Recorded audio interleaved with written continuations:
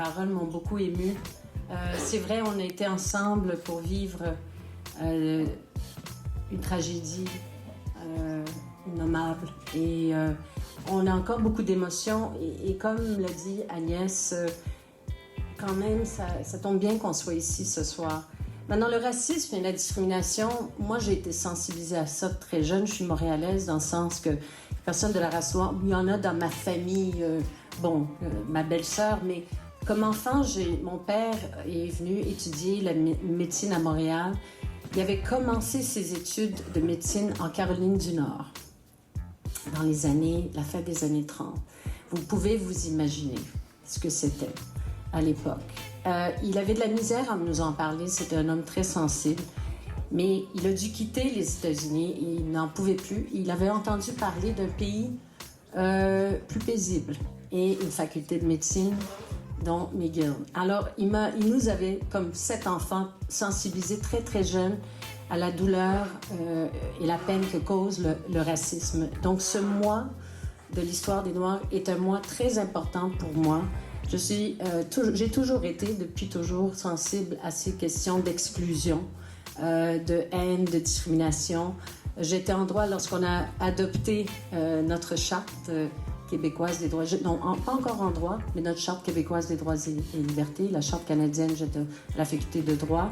Et on a évidemment beaucoup évolué au fil des 40 dernières années. Mais on s'est rendu compte et on se rend compte que les débats sont encore très, très difficiles. Et ce mois-ci, et d'ailleurs dans la foulée de la tuerie, du massacre, dimanche soir, il y a 2 personnes de la communauté noire, donc la communauté noire de Québec, qui sont de confession musulmane. Donc beaucoup de gens ici qui ont perdu ces 2 amis. Et je sais que vous avez beaucoup aussi de peine, comme nous tous.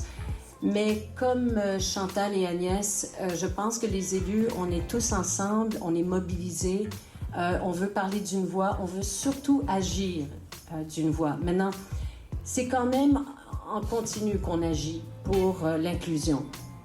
Et ça fait d'ailleurs le changement de nom de mon ministère.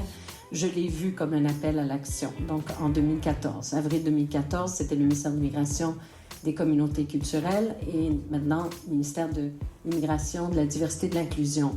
Alors j'ai réuni le ministère, j'ai dit bon, il y a quelque chose qui a changé ici. Et il y avait des raisons pour ces changements.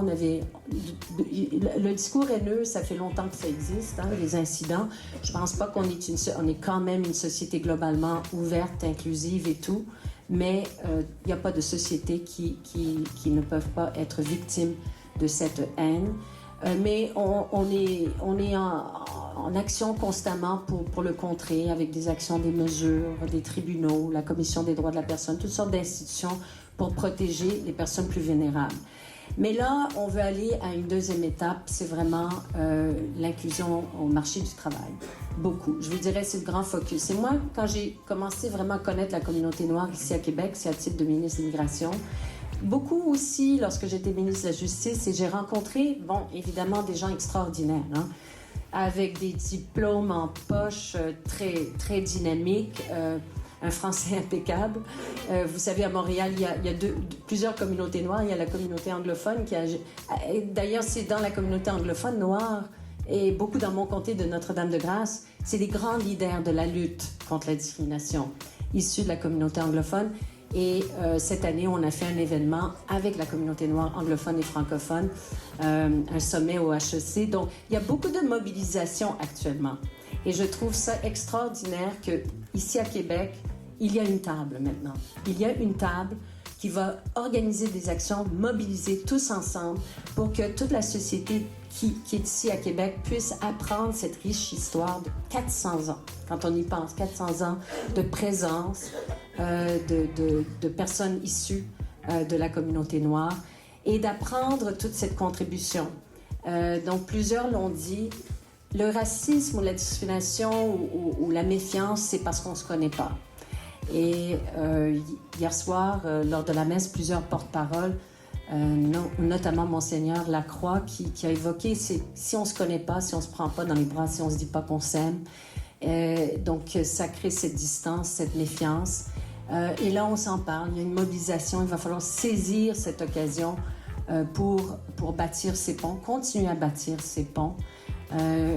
C'est vrai, c'est une tache rouge, mais je ne pense pas que les gens ici, de la ville de Québec, de la région, doivent sentir.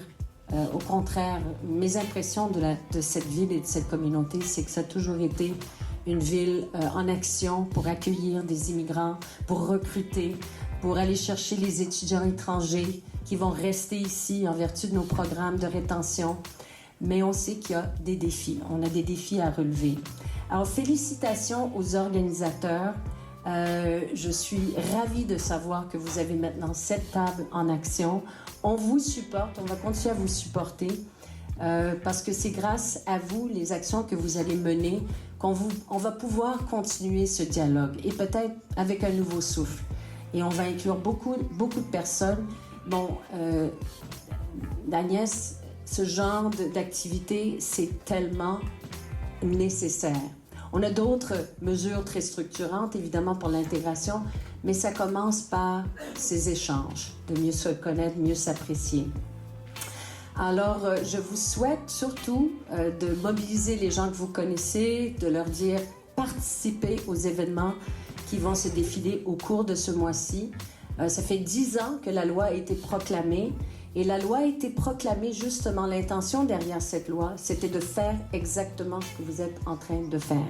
C'est de sensibiliser la société en général à la richesse de la contribution de la communauté noire partout au Québec, qui a contribué sur le plan culturel, sur le plan académique, au plan de recherche et au plan tout simplement économique. Alors, on va l'apprendre ensemble et plus on se connaît, plus on va se prendre dans nos bras et s'aimer. Et c'est comme ça qu'on va continuer à bâtir cette société merveilleuse qu'on aime, le Québec, une société ouverte et inclusive. Merci.